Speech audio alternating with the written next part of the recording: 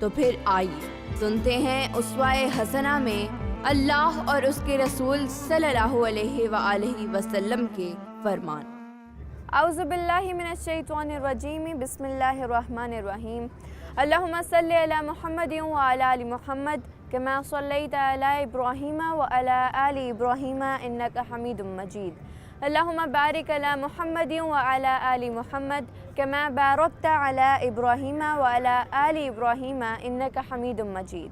السلام علیکم، میں اسوائے زینب پیش ہوں آپ کی خدمت میں اسوائے حسنہ کے ساتھ، جو کہ یوٹیوب پر پہلی بار ایک ایسا منفرد پروگرام ہے جو رمضان المبارک کے مقدس مہینے کی مناسبت سے ایک ایسے رہنمائی لاتا ہے علماء سے جو ہماری رہنمائی کریں اور جن تعلیمات کے مطابق اگر ہم خود کو ڈھال لیں تو ہم ایک مضبوط قوم، ایک مثالی قوم اور ایک خدا کے محبوب بندوں والی قوم بن سکتے ہیں۔ تو آج میں اس مقدس مقام پر موجود ہوں ایک بہت ہی قابل رشک شخصیت کے ساتھ، جن کا علم اور تعلیمات نہ صرف پاکستانی بڑوں بلکہ دنیا بھر کے تمام تر بچوں اور خاص طور مسلمان نوجوان نسل کے لیے ایک بہترین زندگی گزارنے کے لیے مشعل راہ ہے۔ ان کی ہستی کوئی تعارف کی محتاج نہیں، لیکن ان کی معاشرے کے سدھار کے لیے جتنی کاوشیں ہیں وہ قابل ذکر ہیں۔ تو آج میرے ساتھ موجود ہیں جناب انیق احمد صاحب۔ السلام علیکم سر۔ سر، رمضان المبارک آ گیا، اس میں آپ جیسے علماء سے بڑے لوگ تو بات کریں گے ہی، لیکن آپ کے خیال میں رمضان المبارک کا مہینہ بچوں کے لیے اور خاص طور نوجوان نسل کے لیے کیسے ان کی زندگیوں میں ایک بہت بڑی تبدیلی لا سکتا ہے؟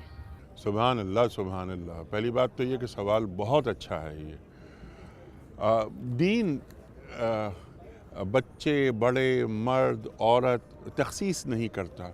دین ایک کردار دیکھنا چاہتا ہے۔ یا ایھا الذین آمنوا کتب علیکم الصیام کما کتب علی الذین من قبلکم لعلکم تتقون، کہ تم روزہ رکھو، خواہ تم بچے ہو، بڑے ہو، مرد ہو، عورت ہو، لعلکم تتقون، شاید کہ تمہیں تقوی حاصل ہو۔ تو رمضان کا مقصود کیا ہے؟ تقوی کا حصول۔ مجھے یہ دیکھنا ہے کہ پورا ماہ مبارک گزر گیا، مجھے تقوی حاصل ہوا یا نہیں ہوا۔ اب یہ کیسے حاصل ہوگا؟ یہ تقوی کا مقام کیا ہے؟ سرکار دو عالم صلی اللہ علیہ وآلہ وسلم سے جب یہ سوال ہوتا ہے تو آپ فرماتے ہیں کہ تقوی ہاں ہونا، یہاں ہوتا ہے، دل میں ہوتا ہے۔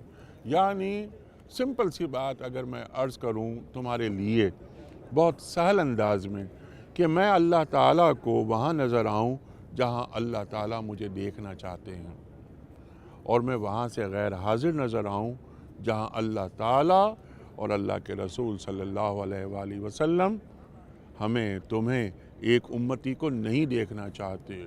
تو ایک نوجوان جب روزہ رکھتا ہے وہ، اور جب دن میں روزہ رکھتا ہے، رات کو وہ جسے قیام اللیل کہتے ہیں، قرآن کریم پڑھتا ہے، سنتا ہے، تراویحاں اٹینڈ کرتا ہے، تراویح ادا کرتا ہے، اللہ اکبر، تو کیا ہوتا ہے کہ یہی روزہ اور یہی قرآن اس کے لیے سفارش کریں گے روز حشر، کہ یہ دن میں یہ بھوکا رہا، اے اللہ تیرے حکم کی سرتابی نہیں کی اس نے، اور رات کو یہ قرآن سنتا رہا، قرآن پڑھتا رہا۔